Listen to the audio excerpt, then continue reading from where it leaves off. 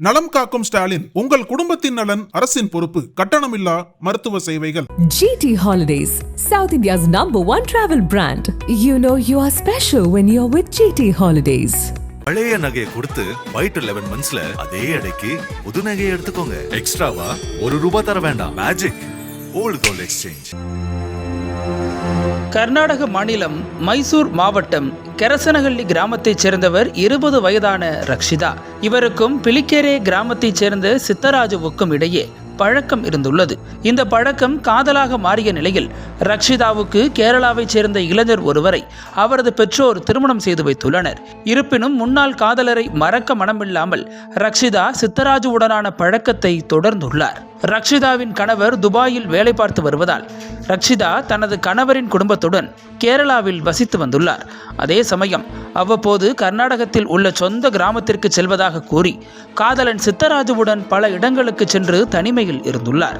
இந்த நிலையில் மைசூரில் உள்ள ஒரு கோவிலுக்கு செல்லலாம் என கூறி சித்தராஜு காதலி ரக்ஷிதாவை அழைத்துள்ளார். அதற்காக அவரும் கேரளாவில் இருந்து வந்துள்ளார். பின்னர் இருவரும் கோவிலுக்கு சென்றுவிட்டு பைரியா கிராமத்தில் உள்ள ஒரு லாட்ஜில் அறையெடுத்து தங்கி தனிமையில் இருந்துள்ளனர்.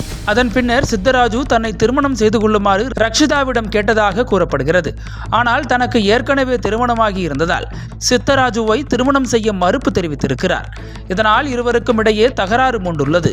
பின்னர் அந்த தகராறு முற்றிய நிலையில் ரக்ஷிதாவை சித்தராஜு அடித்து தாக்கியுள்ளார்.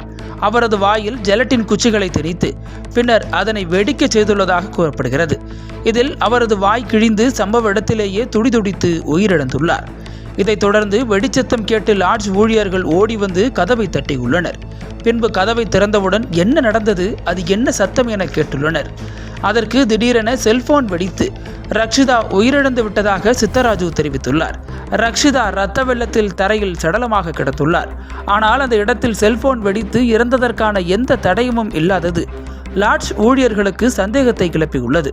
மேலும் வெடித்து சிதறிய அந்த செல்போன் எங்கே என அவர்கள் கேட்க மழுப்பலாக பதில் கூறி அங்கிருந்து தப்பி ஓட முயன்றுள்ளார். உடனே அவரை சுற்றி வளைத்து பிடித்த ஊழியர்கள் போலீசாருக்கு தகவல் அனுப்பியுள்ளனர். தகவலின் பேரில் சம்பவ இடத்திற்கு வந்த போலீசார் காதலன் சித்தராஜுவிடம் விசாரணை நடத்தினர். அப்போது ரக்ஷிதாவை கொலை செய்தது நான் தான் என ஒப்புக்கொண்டார் சித்தராஜு. பின்னர் தடயவியல் நிபுணர்கள் வரவழைக்கப்பட்டு அங்கிருந்த தடயங்கள் அனைத்தும் சேகரிக்கப்பட்டன. அவரை கைது செய்த போலீசார் தொடர்ந்து விசாரித்து வருகின்றனர். இதுகுறித்து மைசூர் மாவட்ட எஸ்பி விஷ்ணுவர்தனா கூறுகையில், கொலைக்கு பயன்படுத்தப்பட்ட பொருளை அடையாளம் காண தடய அறிவியல் நிபுணரின் உதவியுடன் விசாரணை நடைபெறுகிறது. குற்றவாளி சித்தராஜுவை கைது செய்துள்ளோம். அவரிடம் மேலதிக விசாரணை தொடர்ந்து நடைபெற்று வருகிறது. ரக்ஷிதாவின் வாயில் ஏற்பட்ட கடுமையான இரத்த கசிவு அவரது மரணத்திற்கு காரணமாக இருக்கலாம். பிரேத பரிசோதனை அறிக்கை வந்தவுடன் முழு விவரமும் தெரியவரும் என்றார் மாவட்ட காவல் கண்காணிப்பாளர் விஷ்ணுவர்தனா.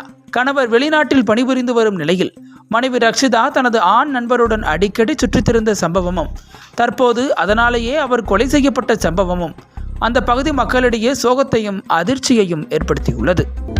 அனல் பறக்கும் செய்திகளை அப்டேட் செய்து கொள்ள நக்கீரன் களத்தை இப்பவே சப்ஸ்கிரைப் பண்ணுங்க.